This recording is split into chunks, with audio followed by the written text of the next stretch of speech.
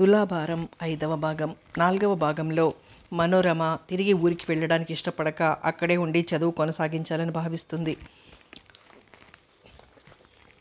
కళావతి కొడుకొస్తే తను దొంగ ఏమో అనుకుని విసిగిస్తుంది. కథ కొనసాగుతుంది.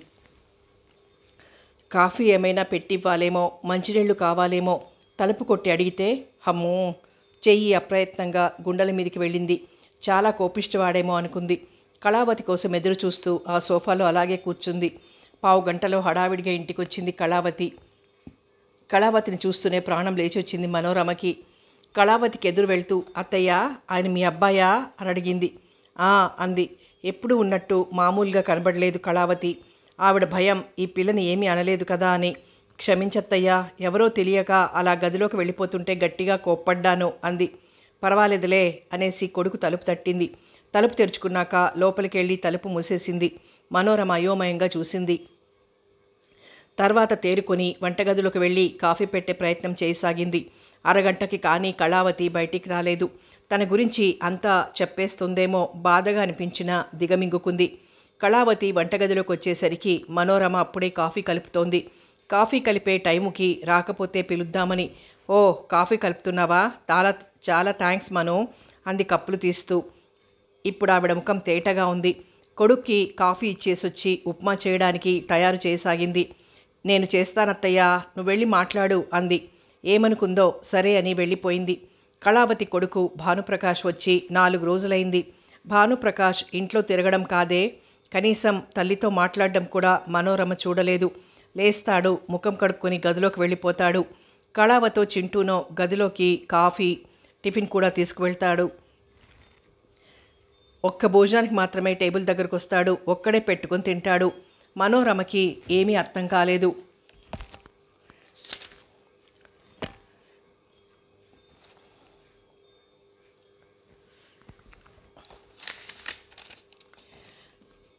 అత్తారింటికెళ్ళి 4 రోజులకు వస్తేనే అమ్మ అందరినీ ఆప్యాయంగా మాట్లాడిస్తుంది. అందరి క్షేమాలు అడుగుతుంది. కాళ్ళు కడుక్కురా, మంచినీళ్ళు ఇస్తానంటుంది. ఎన్నాళ్ళు అయినట్టుగా కబుర్లు చెప్తుంది. ఎంత కోపం ఉన్నా అన్నయ్య కూడా 4 రోజులు ఊరెళ్తే మొహం వాచినట్లు కబుర్లు చెప్తాడు. మనోరమకి ఇల్లు గుర్తొచ్చింది. తల్లి, తండ్రి అందరూ గుర్తొచ్చారు. దుఃఖం ముంచుకొస్తోంది. అమ్మ ఏం చేస్తోందో, నాన్న ఏం బెగ్గపెట్టుకున్నారో. మేనకోడలితో పట్టుమని 4 రోజులు ఆడుకోకుండానే బుగ్గల మీద నుంచి నీళ్లు కారిపోతున్నాయి. తల్లి ముఖం దిగులుగా, తండ్రి ముఖం దీనంగా కనపడ్డంతో ఏడుపుని ఆపుకోలేకపోయింది. దోసిట్లో ముఖం దాచుకుంది. అలా చాలాసేపు కూర్చుంది. హాల్లో గడియారం టంగు టంగుమని 5 గంటలు కొట్టడంతో గబగబా లేచి నీళ్లతో ముఖం కడుక్కుంది. అయినా దుఃఖం ఆగటం లేదు. పని మనిషి వస్తే గిన్నెలు వేసింది. పని మనిషి పనై వెళ్ళిపోయాక చేయడానికి పనేం కనబడలేదు. ఉదయం చదివిన పత్రిక కోసం చూసింది, కనబడలేదు. ఇల్లంతా చూసింది, లేదు. భానుప్రకాష్ తన గదిలోకి తీసుకెళ్లాడేమో, చూద్దాం అని ఆ గదిలోకి వెళ్ళింది. ఆ గది ఓ స్టోర్ రూమ్లా ఉంది. అత్తయ్య ఇల్లంతా అంత శుభ్రంగా పెడుతుంది, ఈ గది ఒక్కటి ఇలా వదిలేసిందేమిటి అనుకుంది. తీరుబడి లేక ఏమో అనుకుని పుస్తకం కనబడక ఆ గది సర్దసాగింది. పోనీ ఆ రోజు అతనెవరో తెలియక గట్టిగా మాట్లాడింది. దానికి అతనికి కోపం వచ్చినా ఈ గది చూసి తన మీద కలిగిన ఓ కోపం పోతుంది అనుకుని రాత్రి కప్పుకున్న దుప్పటి అలాగే ఉంటే మడత పెట్టింది. దిళ్ళు అవి సరిగ్గా సర్దింది. న్యూస్ పేపర్లు సర్దుతుంటే పత్రిక అక్కడ కనబడింది. ఇంకో 2 నిమిషాలుంటే గదిలోంచి బయటికి వచ్చేసేదే. అంతలో భానుప్రకాష్ ఆ గదిలోకి వచ్చాడు. పుస్తకం కోసం వచ్చానని ఏదో చెప్పబోయింది. కానీ భానుప్రకాష్ ఆ గదిలో మనోరమని చూస్తూనే ఉగ్రుడైపోయాడు. ఏమిటి, ఏం చేస్తున్నావు ఇక్కడ నీకేం పని? ఆ కోపానికి వణికిపోయింది. పత్రికకి వచ్చానని చెప్పబోయింది. నోరు పెగలక చేతిలోని పత్రిక చూపిస్తూ దీనికోసం వచ్చానన్నట్లు చూపించింది. వెళ్ళు, గుమ్మం కేసి వేలు చూపిస్తూ మళ్ళీ కరుగ్గా అన్నాడు. వెళ్ళు, ఇంకెప్పుడు ఇలా రాకు కసిరాడు. ఆ కోపానికి కేకలకి అదిరిపోయింది. ఎలా వచ్చిందో ఆ గదిలోంచి బయటకొచ్చింది. మనోరమ గుమ్మం దాటగానే భళ్ళును తలుపేసేశాడు. పరుగులాంటి నడకతో తన గదిలోకి వెళ్తుంటే సరిగ్గా అప్పుడొచ్చింది కళావతి.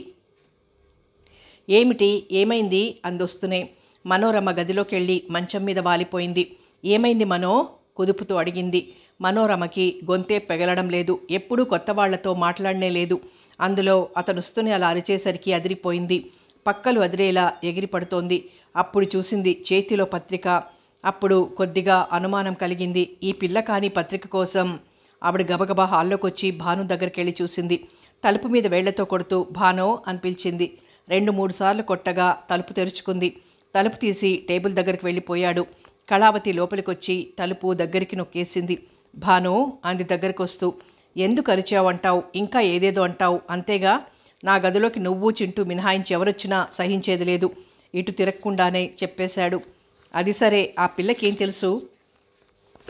అందుకే తెలియచెప్పాను. మరోసారి గదిలోకి రాకుండా గిర్రున ఇటు తిరిగాడు, చేత్తో గదిని చూపిస్తూ. ఇవన్నీ ఎవరు సర్దమన్నారు? అతని ముఖం ఎర్రగా గీసిన కందలా అయింది. ఉస్సూరంటూ మంచం మీద కూలబడినట్టుగా కూర్చుంది. నాకు తెలుసు నీకు కోపం వస్తుంది, అయినా సరే. ఏమిటైనా సరే? ఆ పిల్లకేం తెలుసు? నీకు ఈ గదిలోకి రావడం ఇష్టం ఉండదని నాతో చెప్తే నేను చెప్పేదాన్ని కదా.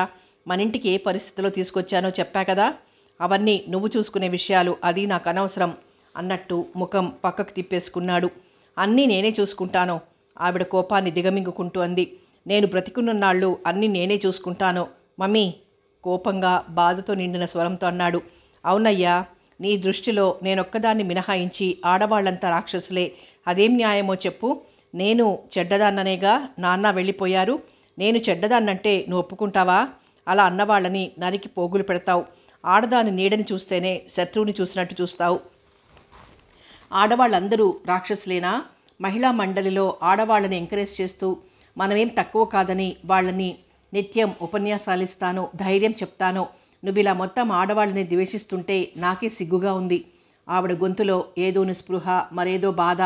మమ్మీ, దానికి దీనికి ఏమిటి సంబంధం? నువ్వు చేసేది సేవ, ఇది ఇల్లు. ఇంట గెలిచే రచ్చ గెలవమన్నారు. నేను ఇది తలుచుకున్నప్పుడల్లా నాకు చాలా సిగ్గుగా ఉంటుంది. Please mummy. ఆవిడ పక్కన కూర్చున్నాడు. నువ్వు బాధపడితే నేను చూడలేను. అవును, నిన్ను ఇలా చూసి నేను భరించగలను. అవునా? భరించక తప్పదు. లేదంటే చెప్పు, దూరంగా వెళ్ళిపోతాను. ఏదో ఒక ఛాన్స్ నాకు ఇవ్వక తప్పదు మమ్మీ. ఓ, ఆవిడ కడతలు నొక్కుంది. అందుకే నాకు ఇంటికి ఎప్పుడైనా వస్తే చిరాకు. ఇంటికి ఎవరొచ్చినా మన ఇద్దరి మధ్య నిప్పు రగులుస్తారు. నేను ఊరెళ్లే ముందు నువ్వెంత నవ్వుతూ ఉన్నావు. అలా అనడంతో చెంటి పిల్లాడి మారంలా ఉంది. నీతో నేను నెగ్గలేనురా. కళావతి లేచి నిలబడింది.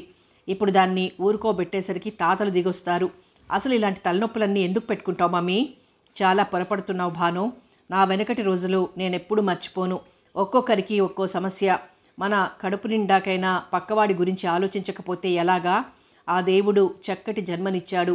మనకి చాతైనంతలో నలుగురికి ఉపయోగపడ్డంలో ఎంత తృప్తి, ఆనందం ఉన్నాయో ఒక్కసారి నా కోసం బయటికి రా, తెలుస్తుంది. నీ స్నేహితులేమిటో నీదే కానీ నీకేం తెలుసని పిల్లకాకివి. ఉండు, కాఫీ తీసుకొస్తానంటూ వెళ్ళబోయాడు. ఎంత చెప్పినా ఇంతే అనుకుని లేచి బయటకు వచ్చేసింది. రాత్రి 8 గంటలైంది. మనోరమ మంచును కూర్చుంది. కళావతి దిళ్ళను అనుకుని కూర్చుంది. కళావతి అప్పటికి అరగంట నుండి చెప్తోంది. ఆఖరికి అంది, నీకు ఆ గదిలోకి వెళ్ళొద్దని మొదటే చెప్పకపోవటం నాది పొరపాటు. 4 రోజులుండి కాస్త తేరుకుంటున్నామని సంతోషిస్తున్నాను. బాధపడకు మనో. వాడి మనసు బాగా దెబ్బతింది. దాంతో ఆడవాళ్ళంటేనే వాడికి ద్వేషం.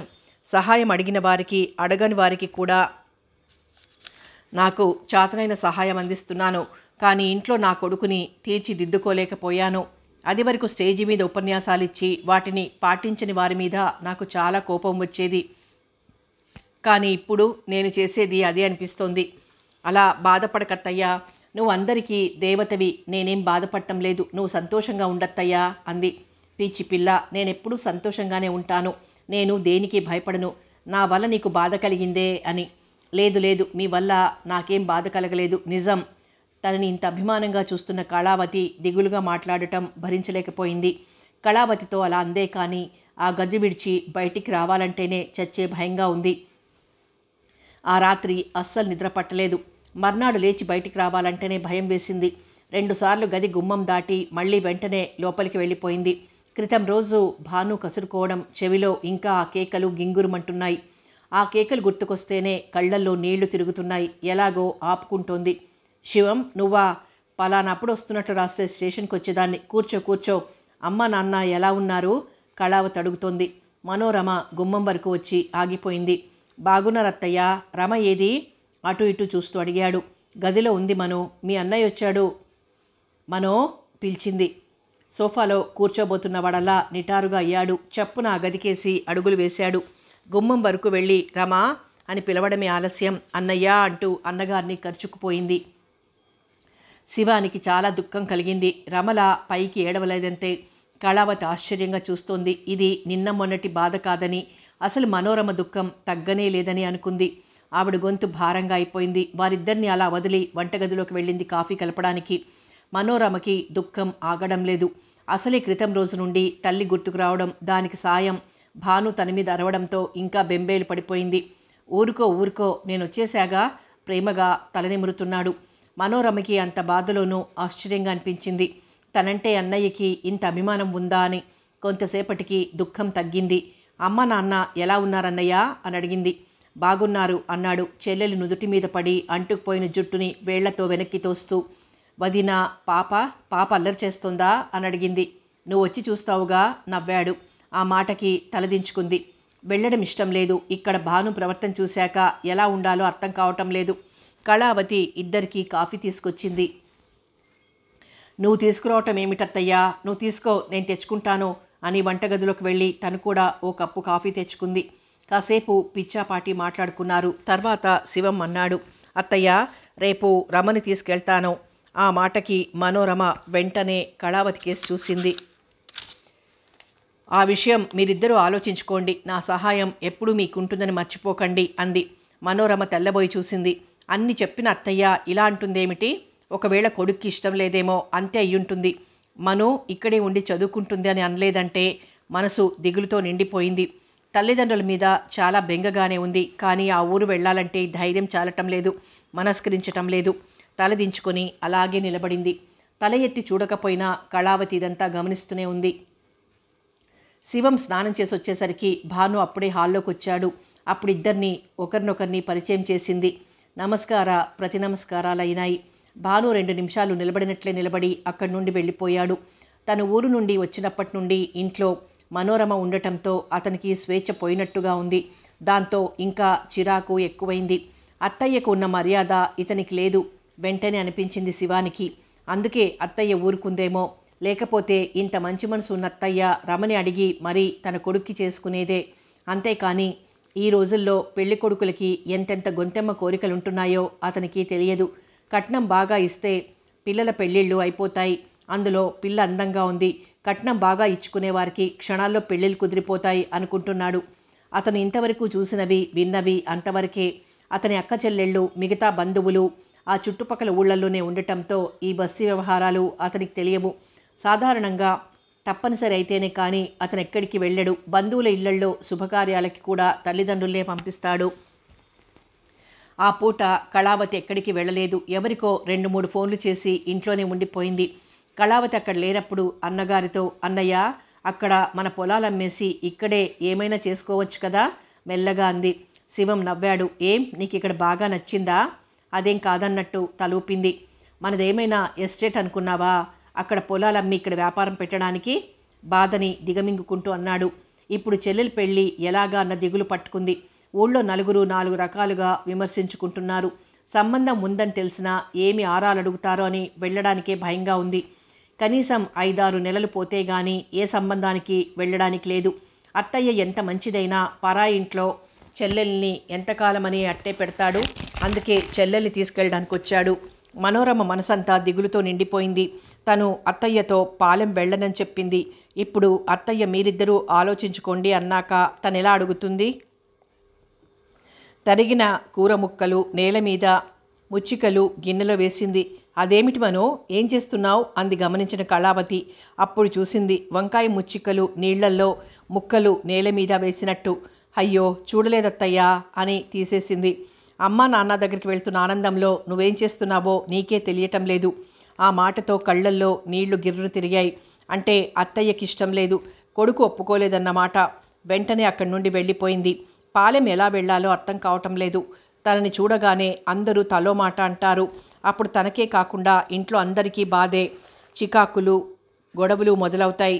అత్తయ్యే కనుక ఇక్కడే ఉండమని అంటే రాత్రి పగలు కూర్చుని దీక్షగా చదువుతాను. వెంటనే చేతులు జోడించేసింది. భగవంతుడా, అత్తయ్య అనేలా చేయి, నేను నిజంగానే చదువుకుంటాను అనుకుంది. ఇంతవరకు కళావతి అంత చెప్తున్నా చదువుకోవాలనే శ్రద్ధ కలగలేదు. కానీ అన్నగారు తీసుకెళ్ళడానికి వచ్చేసరికి ఆ ఊరు వెళ్ళాలన్న భయంతో నిజంగా చదువుకోవాలనిపించింది. ఏం చేస్తున్నావిక్కడ? ఆ మాటతో ఉలిక్కిపడి తలెత్తింది. ఎదురుగా తననే పరీక్షగా చూస్తూ కళావతి. ఏం చేస్తున్నావు? ఇంకా నిద్రపోతున్నావనుకున్నాను. లేదంటూ లేచి నిలబడింది. కూర తరుగుతూ వచ్చేశావేం? చెయ్యి కోసుకుంది. మెల్లగా అంది. అరే ఏది? ఏ వేలికి? దగ్గరకొస్తూ అడిగింది. అబ్బే కొద్దిగా తగ్గిపోతుంది. 2 చేతుల్ని ఒళ్ళో పెట్టేసుకుంటూ కంగారుగా అంది. ఏది? నన్ను చూడని, నా దగ్గర మంచి మందుంది అంటూ మనోరమ ఏం లేదని చేతులు గట్టిగా ఒత్తిపట్టినా బలవంతంగా 2 చేతులు తీసి చూసింది. ఎక్కడా తెగిన గుర్తులేదు. ఎక్కడా చూపించు అంది. ఏమో తడబడుతూ అంది. ఎక్కడ తెగిందో నీకే తెలియదంటే నీకేమైందో నీకే తెలియదన్నమాట. అందుకే ప్రతి పని మీద, ప్రతి ఆలోచన మీద శ్రద్ధ, నమ్మకం ఉండాలి. అదెలాగో చెప్తాను, నాతో రా. అర్థం కాక అయోమయంగా చూసింది. అదిగో నాకదే నచ్చదు, ముఖ్యంగా నీ ఈ బద్ధకం నచ్చదు, రా అంటూ బయటికి దారితీసింది. తప్పనిసరిగా కళావతిని అనుసరించింది. ముందు ఆ కూర తరగటం పూర్తి చేయి. మీ అన్నయ్య వచ్చాడు కదా, ఏదైనా స్వీట్ చేద్దాం అంది. నీ ఇష్టం అత్తయ్యా. నాకు తోస్తే నీ సలహా ఎందుకు అడుగుతాను? నీకు ఏ స్వీట్ చేయడం వచ్చు? పరమాన్నం, చక్కెర పొంగలి. ఓ పక్క లోపల దిగులుగా ఉంది. కళావతి తీరిగ్గా మాట్లాడుతోంది. ఒకవేళ తను వెళ్ళిపోతుందన్న ఆనందం కాదు కదా? ఆ అనుమానం రాగానే చటుక్కున తలెత్తి చూసింది. కానీ చిరునవ్వుతో తననే చూస్తూ కళావతి నిలబడి ఉండటంతో వెంటనే ముఖం దించేసుకుంది. కళావతి మనోరమ దగ్గరికి వచ్చింది. మనోరమ గుండెలు దడదడలాడినాయి. ఇటు చూడు. గడ్డం పట్టుకొని ముఖం పైకెత్తబోయింది. సాధ్యం కాలేదు. నీ మనసులో ఏదో బాధపడుతున్నావు. చెప్పకపోతే నాకెలా తెలుస్తుంది చెప్పు అంది. అంతే. ఆ మాటతో మోగాళ్లలో తలదూర్చుకుంది. అరరే ఏమైంది? వెళ్ళడం ఇష్టం లేదా? తల మీద చేయి వేస్తూ అడిగింది. నీకు తెలీదా? వెక్కిళ్ల మధ్య అడిగింది. బాగుంది. మీ అన్నయ్యను చూడగానే నీ మనసు మారిందనుకున్నాను అని నవ్వింది.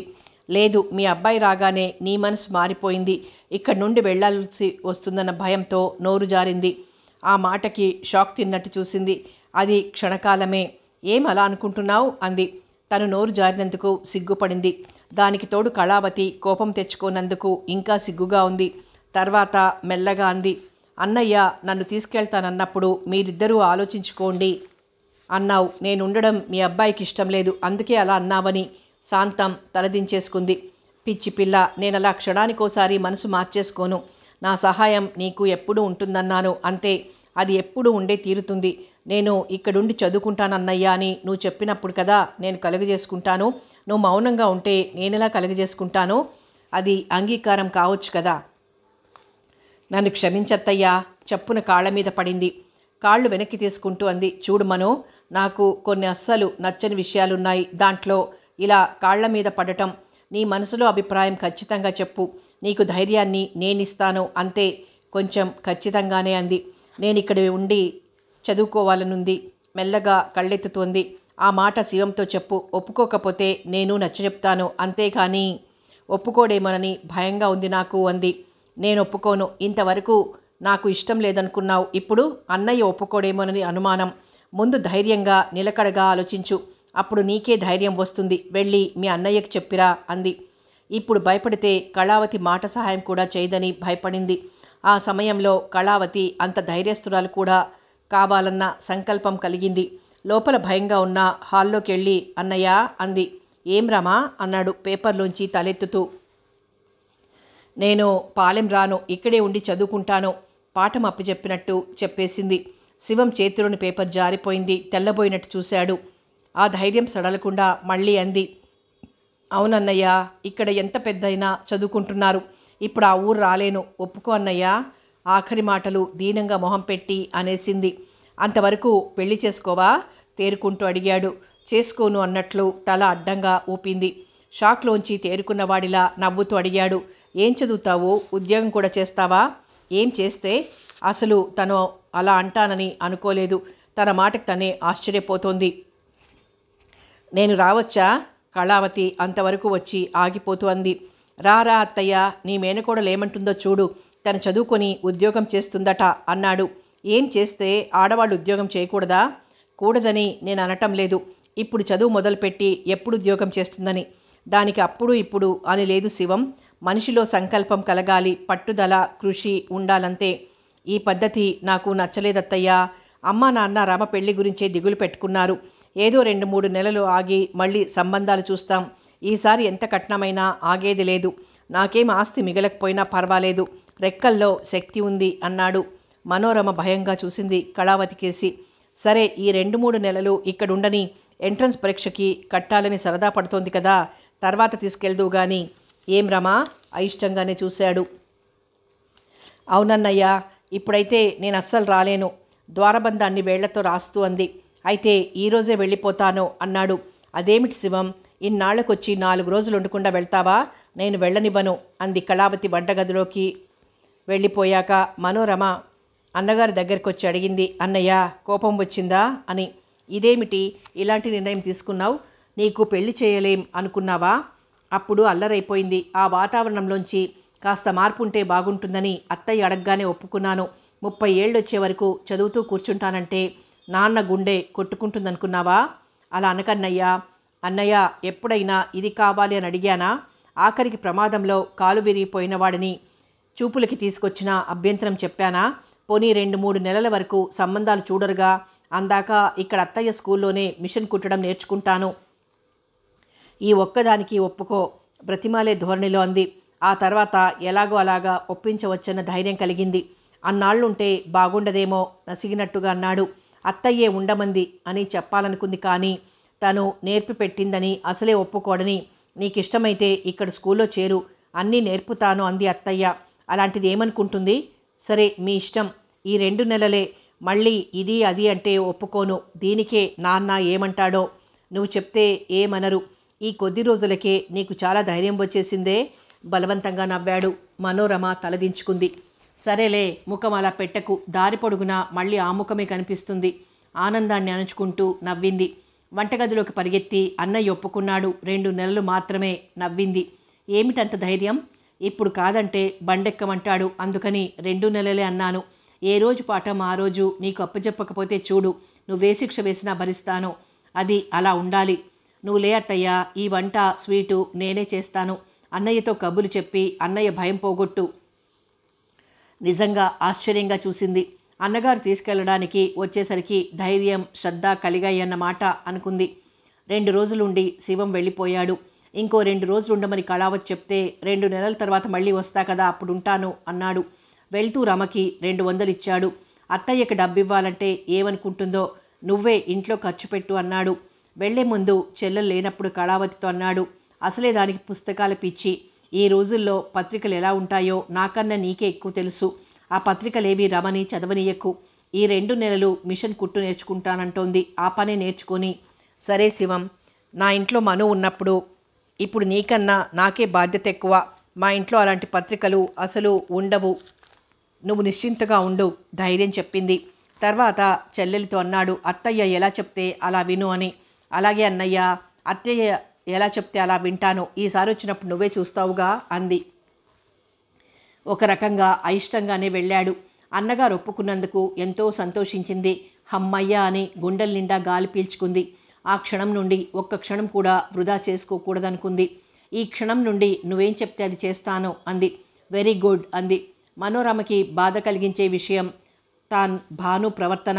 చాలా సీరియస్గా ఉంటాడు. అతను హాల్లో ఉంటే ఆ హాల్లోకే రాదు. ఎప్పుడైనా పొరపాటున ఎదురుపడితే నుదురు చిట్లించి ముఖం తిప్పుకొని వెళ్ళిపోతాడు.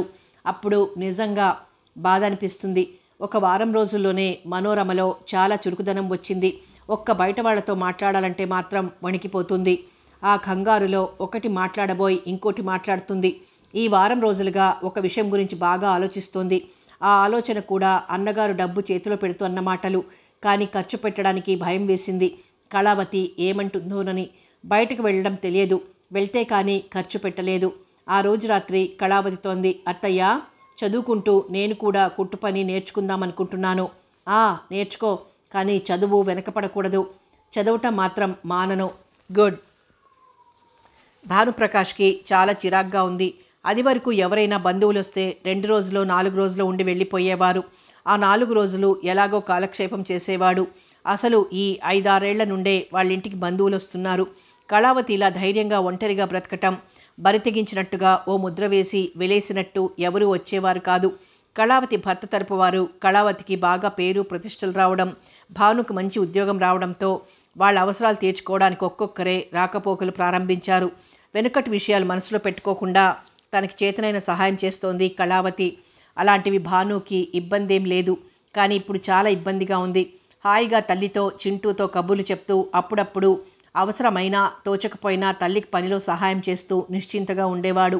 ఇప్పుడు బందికానాల గదిలోనే కూర్చోవలసి వస్తోంది. దాంతో అతనికి చాలా చిరాకేసేసి మేడ మీద గదికి తన మకాం మార్చేశాడు. మేడ మీద పెద్ద గది ఒకటి ఉంది. ఆ గదిని ఒకళ్ళిద్దరున్న వాళ్ళకి అద్దెకిచ్చేది. ఆ గది కళావతి పాలెం పెళ్లికి వెళ్లే ముందు ఖాళీ అయింది. అదేమిటి? కళావతి తెల్లబోయింది. సారీ మమ్మీ, ఇక్కడ నాకు స్వేచ్ఛ పోయినట్టుగా అనిపిస్తోంది అన్నాడు. ఆవిడ నిట్టూర్చడం మినహా ఏం చేయలేకపోయింది. మనోరమని మహిళా మండలిలో చేర్పించింది. అందరికీ పరిచయం చేసింది. వాళ్ళు నమస్కరిస్తే తిరిగి నమస్కరించాలని తెలిసినా బిడియం వల్ల మౌనంగా ఉండిపోయింది. బయటికొచ్చాక మందలింపుగా అంది, అన్నీ నేను చెప్పలేను. ఊహతో సందర్భాన్ని బట్టి నువ్వు మసలాలి. ఇక్కడ నలుగురిలో కలిసిమెలిసి తిరగందే బ్రతకలేం. నువ్వు 4 విషయాలు గ్రహిస్తే మంచిది. నమస్కరిస్తే ప్రతి నమస్కారం చెయ్యాలి. నలుగురితోనూ కలివిడిగా ఉండాలి. సరే అంది. కళావతి అక్కడే ఉండిపోయింది. మనోరమ ఇంటికొచ్చేసరికి సరిగ్గా అప్పుడే గ్యాస్ వచ్చింది. మనోరమ ఖాళీ సిలిండర్ తీసుకొచ్చి బయట పెట్టింది. అతనికి డబ్బిస్తూ వచ్చిన సిలిండర్ చూసింది. చాలా పాతగా కనపడింది. తలెత్తి వ్యాన్ కేసు చూసింది. కొన్ని కొత్తగా ఎర్రగా కనబడ్డాయి. గ్యాస్ తెచ్చిన అతనితో ఉంది, ఇదిగో ఈ సిలిండర్ పాతగా ఉంది, ఇది పట్టుకెళ్ళి శుభ్రంగా ఉన్నది పట్టుకురా అంది. సిలిండర్ అతను మాట్లాడలేదు. ఖాళీ సిలిండర్ పట్టుకెళ్ళిపోయాడు. అదేమిటి చెప్తే మాట్లాడావు? ఈ సిలిండర్ పాతగా ఉంది, తీసుకెళ్ళిపో అంది గట్టిగా. ఇది ఆఖరదమ్మా, ఇంక లేవు అన్నాడు వెళ్ళిపోతూ. అవిగో కొత్తగా ఉన్నవి కొన్ని ఉన్నాయిగా, వాటికేసి చేపెట్టి చూపిస్తోంది. అవన్నీ ఎంటీ సిలిండర్స్. అయినా పర్వాలేదు, నా దగ్గర కాదు, నీ నాటకాల్లో అన్నట్లు చూసింది. అతను మనోరమని ఓ పిచ్చిదాన్ని చూసినట్టు చూసి మాట్లాడకుండా ఖాళీ సిలిండర్ తీసుకుని వెళ్ళిపోతున్నాడు. ఏంటి చెప్తుంటే అలా వెళ్ళిపోతావు గట్టిగా అంటూ వెనకాలే వెళ్ళి గుమ్మం దాటేసింది. అప్పుడే భాను వచ్చాడు. ఏమిటి చిరాగ్గా సిలిండర్ అతన్ని అడిగాడు. అతను చెప్పాడు, నువ్వెళ్ళు అతనితో అని. ఏయ్ అరవకు, లోపలికెళ్ళు. కసిరి చిరాగ్గా తన గదిలోకి వెళ్ళిపోయాడు. అతనికి చిర్రెత్తుకొస్తోంది. తల్లి మనోరమని మార్నింగ్ వాక్ కూడా తీసుకెళ్తోంది. అంటే ఈ శాల్తీ ఇక్కడ పర్మనెంట్ ఏమో అని భయంగా ఉందతనికి. తల్లి కోసం ఎదురు చూస్తూ చిరాగ్గా ఆ గదిలో పచారులు చేయసాగాడు. అతనలా కసురు కురేసరికి మనోరమకి చాలా చిన్నతనం వేసింది. తనేదో పొరపాటు మాట్లాడిందని కూడా అనుకుంది. కానీ ఏం పొరపాటు మాట్లాడిందో మాత్రం అర్థం కాలేదు. ఒకవేళ వాళ్ళు ఏ సిలిండర్ ఇస్తే అదే తీసుకోవాలేమో, అదే అయి ఉంటుంది అనుకుంది. అసలే తనంటే చిరాగ్గా ఉన్న తను తల్లి రాగానే ఏం చెప్తాడో. అత్తయ్యకి తన గురించి ఏ ఇబ్బంది రాకూడదు. అత్తయ్యకి తన గురించి ఏమేం చెప్తాడో, అతనికి చిరాకొచ్చే పనులు తను చేయకూడదు. అసలు అతనికి ఎదురే పడకూడదు అనుకుంది. రమ అనుకున్నట్లుగానే భాను చెప్పాడు బోల్డంత చిరాకుతో. భాను పల్లెటూరు పిల్ల, అందులో మరీ కట్టుబాట్లతో పెరిగింది. కనీసం వారపత్రిక కూడా చదవనీయని ఇంట్లో పెరిగింది. ప్రపంచం అంటే ఏమిటో మనుకి తెలియదు. మన పని మనిషికి తెలిసిన పాటి ఇంగ్లీష్ పదాలు మనుకి తెలియదు. ఇంతమంది ఆడవాళ్ళకి సహాయం చేస్తున్నాను. చిన్నప్పుడు మా అన్నయ్యల కన్నా ఎక్కువగా అభిమానించిన వాళ్ళ అమ్మాయికి సహాయం చేయాలనే సంకల్పంతో ఆ అమ్మాయిని ఇంట్లో పెట్టుకున్నాను. నీకు నిజంగా ఇబ్బంది అవుతుందేమో అన్న ఆలోచన నాకు రాలేదు. తీరా తీసుకొచ్చానో నువ్వు కొంచెం ఓర్చుకోక తప్పదు. మమ్మీ, నీ ఇష్టాలు ఎప్పుడైనా విమర్శించానా? నాకు స్వేచ్ఛ పోయిందనే బాధ. అంతా నీ భ్రమ. నువ్వు మాట్లాడకు. తల్లి తప్ప ఎవరూ కళ్ళకి కనపడకూడదు అనుకోవడం నిజంగా అజ్ఞానం. ఇంతమంది అజ్ఞానాన్ని పోగొట్టాను, కానీ నా కడుపున పుట్టిన నీ అజ్ఞానాన్ని పోగొట్టలేకపోతున్నాను. ఈ విషయం ఎవరైనా వింటే నా ముఖాన్నే నవ్వుతారు, విమర్శిస్తారు. నేనేదో మంచి చేయబోయి నీకు దూరం అవుతున్నానేమోననిపిస్తోంది. తీరా తీసుకొచ్చాను. ఆ పిల్ల నా మీద ఎన్నో ఆశలు పెట్టుకుంది. ఇప్పుడేమైంది మమ్మీ? ఇంకేం చెప్పనులే. అలా మాట్లాడకు భాను. మనం కూర్చుని హాయిగా మాట్లాడుకుని ఎన్నాళ్ళయింది? అదేగా నా బాధ అనబోయి ఆగిపోయాడు. మను ఉంటే ఏమైంది? ఆ పిల్లతో ఇష్టం లేకపోతే నువ్వు మాట్లాడకు. రోడ్డు మీద ఎంతోమంది మనకు ఎదురు పడుతుంటారు. అందరినీ మనం పట్టించుకుంటున్నామా? ఇది అంతే. నువ్వున్న కాసేపు కళ్ళెదురుగా తిరుగుతుంటే నాకు కొండంత శక్తి వచ్చినట్టుగా అనిపిస్తుంది. పేయింగ్ గెస్ట్లా వేళకి తిని వెళ్ళిపోతుంటే భరించలేకపోతున్నాను బాధగా అంది. సారీ మమ్మీ, నిన్ను బాధ పెడుతున్నాను. అయిందేదో అయిపోయింది. కింద గదిలోకి వచ్చే భాను. నీకు బాధ కలిగించే మాట ఎప్పుడైనా మాట్లాడానా?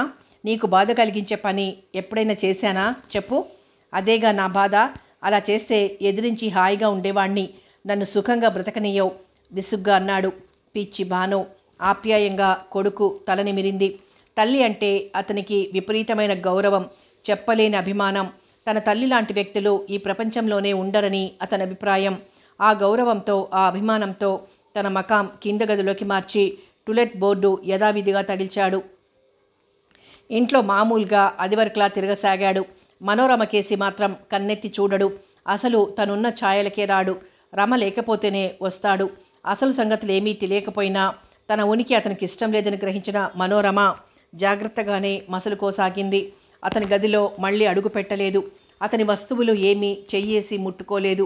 అతను ఉన్న ఛాయలకే అసలు వెళ్ళలేదు. అందరూ కాఫీ టిఫిన్లు తీసుకునే సమయంలో అతను వస్తే చింటూ చేత పంపి తను వంటగదిలోనో తన గదిలోనో తీసుకుంటుంది.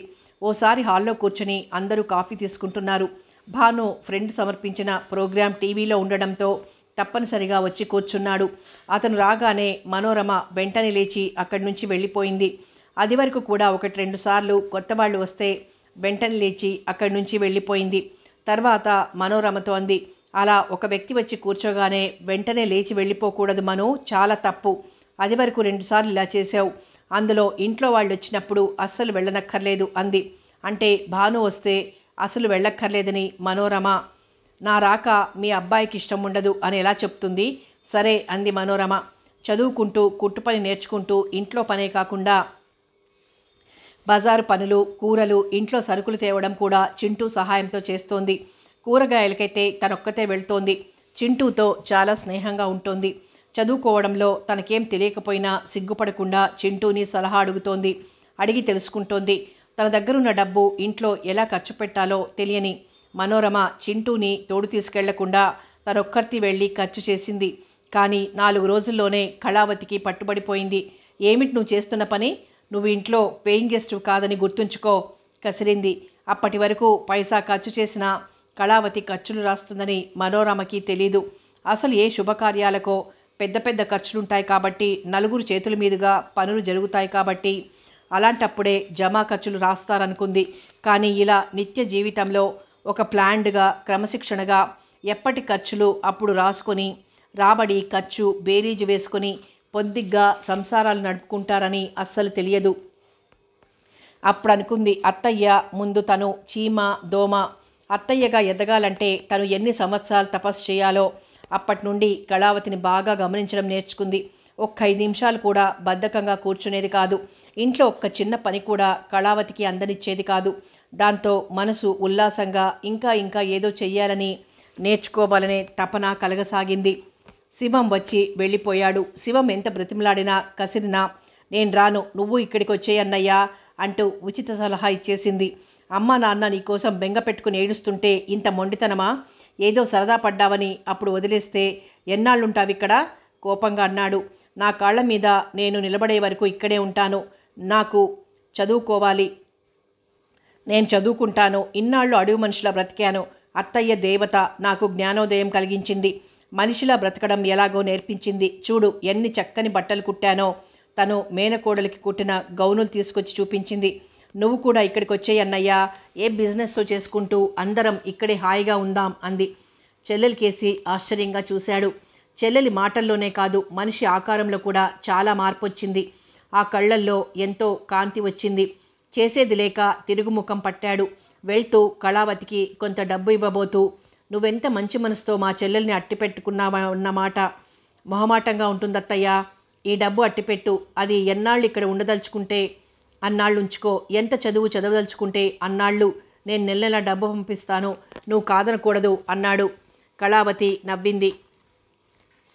ఆ డబ్బు తిరిగి ఇచ్చేస్తూ నన్ను తిట్టుకోవడం లేదు కదా అంది. మరింకేం, నేను మంచిదాన్నని ఒప్పుకున్నావు కదా. మంచి మనసుతో ఒక మంచి పని చెయ్యాలనుకున్నాను. ఎంతోమంది నా దగ్గరికి సహాయం కోరుస్తారు. నాకు చాతనైంది చేసి పంపుతాను. అలాంటిది నా వాళ్ళకి, అందులో నేనంటే విపరీతమైన అభిమానం ఉన్న వాళ్ళకి నేనేం చెయ్యలేనా? ఆ రోజు ఆ పెళ్లి బేరాలంటే నాకు చాలా అసహ్యం వేసింది. కానీ నేను కలగజేసుకోవడానికి కాస్త వెనుకాడాను. ఏదో అయిపోయింది. ఇప్పుడు మను చదువుకోవాలనుకుంటోంది. చాలా శ్రద్ధ చూపుతోంది. పట్టుదలగా చదువుకుంటోంది. ఇప్పుడు మనుకి ఏమంత వయసు అయిపోయిందని, ఆ పిల్ల తప్పకుండా అభివృద్ధిలోకి వస్తుందన్న నమ్మకం నాకు చాలా ఉంది. ఒక్క ఏడాది ఆ పిల్లకి టైం ఇవ్వు. ఈలోగా ఆ గొడవ సద్దుమణిగిపోతుంది. మను చదువులో వెనకపడిందంటే నేనే స్వయంగా వచ్చి దిగవిడుస్తాను. నా మాట మీద నమ్మకం ఉంటే ఇక్కడుండని. నాకు చాతనైన రీతిలో తీర్చిదిద్దుతాను. ఇంక డబ్బంటావా? నేను తీసుకోను. మను ఈ ఇంట్లో పిల్లలా కలిసిపోయింది. నా గురించి నీకు తెలియకపోవచ్చు. మీ నాన్నకు తెలియదంటే మాత్రం నమ్మను. అన్నయ్య నీ చేత డబ్బెలా పంపాడు? కొంచెం సీరియస్ నటించింది. నాన్నకి ఇవేవి తెలియవత్తయ్యా. నాన్న బాధ్యతలన్నీ నేను తీసుకున్నాను. ఇంకేమీ అనలేక నీళ్లు కారిపోయాడు. చాలా మంచి పని చేశావు శివం. మీ అమ్మ నాన్న చాలా అదృష్టవంతులు. నీ చొరవ నేను గమనించాను. నీ చురుకుతనానికి పై చదువులు చదివించి ఉంటే చాలా అభివృద్ధిలోకి వచ్చేవాడివి అంది. చేసేదేం లేక శివం వెళ్ళిపోయాడు. శివానికి ఇంకా ఆశ్చర్యంగానే ఉంది. చెల్లెలలో వచ్చిన మార్పుకి, ధైర్యానికి. పోనీ చెల్లిని తన కొడుక్కి చేసుకునే ఉద్దేశం ఉందా అంటే అది అసలేం కనిపించలేదు శివంకి. ఎందుకంటే భాను యమ సీరియస్గా కనిపించాడు. తనతో 2 మాటలు మాట్లాడాడు. చెల్లెలతో మాట్లాడడమే చూడలేదు. రోజులు గడిచిపోతున్నాయి. మనోరమలో పట్టుదల పెరిగిందే కానీ సడలలేదు. లచ్చప్ప, భూదేవి వచ్చి 10 రోజులుండి కూతుర్ని చూసి వెళ్లారు. కూతుర్ని ఇక్కడ చూశాక వాళ్ళకి చాలా ధైర్యం వచ్చింది. ఆ ధైర్యానికి కూడా కళావతి మీద వాళ్లకున్న అభిమానం, నమ్మకం. కానీ ఊళ్ళో వాళ్ళు, బంధువులు మనోరమని కళావతి దగ్గర అట్టే పెట్టడం గురించి చాలా విమర్శించారు. అల్లుళ్లే కాదు, కూతుళ్ళు కూడా ఎగిరిపడ్డారు. మా అత్తవారిళ్లలో మాకు గౌరవం పోయిందన్నారు. మా గురించి ఇంత ఆలోచించారా అని దెప్పి పొడిచారు. ఆఖరి గారాల కూతురు కదా, దానికి మొదటి నుండి అన్నీ బాగా చేస్తున్నారు. అందుకే కట్నం ఎక్కువ ఇవ్వడానికి కూడా మీరు వెనకాడలేదు. ఇప్పుడు చదువు చెప్పిస్తున్నారు. ఏ 50,000 కట్నం ఇచ్చి గొప్ప సంబంధం చెయ్యాలని మీ ఉద్దేశం? ఈ తేడా మాత్రం మేం ఊరుకోం, ఇప్పుడే చెప్పేస్తున్నాం అంటూ బెదిరించారు. ఆ దంపతులు అన్నీ మౌనంగా భరించారు. కడుపు చించుకుంటే కాళ్ళ మీద పడుతుందని ఎవరితోనూ చెప్పుకోలేదు. అసలు ఇదంతా నాటకమని, ఏదో జరిగే ఉంటుందని అదేమిటో తెలుసుకుందే వాళ్ళకి నిద్ర పట్టలేదు. అందులో పెళ్లి ఆగిపోయిన కోపంతో బావమర్ది కసురుకోవడం వాళ్ళు మర్చిపోలేకపోతున్నారు. మరదల్ని ఇన్నాళ్ళు దూరపు చుట్టం ఇంట్లో ఎందుకు దిగబిడిచొచ్చారో తెలుసుకుని ఆ ఆనందాన్ని నలుగురితో పంచుకొందే వాళ్లకు నిద్ర పట్టేలా లేదు. పెద్దల్లుడు, 2 అల్లుడు దారి ఖర్చులు పెట్టుకుని హైదరాబాద్ వెళ్ళొచ్చారు. బావగారులనిద్దరిని చూసి, వాళ్ల చూపులు, ప్రవర్తన చూసి కొంచెం సేపు కంగారు పడిన మాట నిజమే. కానీ ధైర్యం తెచ్చుకుంది. అది వరకులా ముడుచుకుపోకుండా నవ్వుతూ పలకరించి పేరు పేరున యోగక్షేమాలు అడిగింది. వాళ్ళు అడిగిన వాటికి ధైర్యంగా జవాబులిచ్చింది. తనే ఆ ఇంటి యజమానురాలైనట్లు మర్యాదలు చేసింది. వాళ్ళు వెళ్ళిపోతుంటే తను బట్టలు కుట్టి సంపాదించిన డబ్బుతో అక్కయ్యల పిల్లలకి చిన్న చిన్న బహుమతులు పంపింది. వచ్చిన వారు తెల్లబోయారు, ఆశ్చర్యపోయారు. కానీ చాతకానట్టు ఉంటే బాగుండదు కదా. వెదవు గొప్పలు చెప్పారు మీ వాళ్ళు. చదువు లేదు, చట్టుబండలు లేదు, అది అక్కడ వంట మనిషిగా ఉంది. అంతటితో సరిపోతే పర్వాలేదు. పెళ్లి పెటాకులు లేని ఆవిడ కొడుకున్నాడు. వాడికి ఉంపుడుగత్తగా ఉండకుండా చూసుకోమను. మీ తమ్ముడికి బుద్ధి లేకపోతే సరే, పెద్దాయన మీ నాన్న బుద్ధి ఏమైందట? చచా, మాకు అప్రదిష్ట. చాతగాని ధనాన్ని వెడలిగక్కారు. నాన్న అంటూ 2 కూతుళ్ళు రెక్కలు కట్టుకుని వాలారు. ఇదేమి అప్రతిష్ట నాన్న అంటూ శోకన్నాలు పెట్టారు. ఆ మాటతో ఎప్పుడూ లేనిది ఆయన ఉగ్రుడైపోయాడు. ఆయన ఎంతో శాంతమూర్తి. ఆయన సహనాన్ని వాళ్ళు పరీక్షిస్తున్నారు. నానా చివాట్లు పెట్టాడు. వాళ్ళకి బుద్ధి లేకపోతే మీ బుద్ధులేమైనాయి?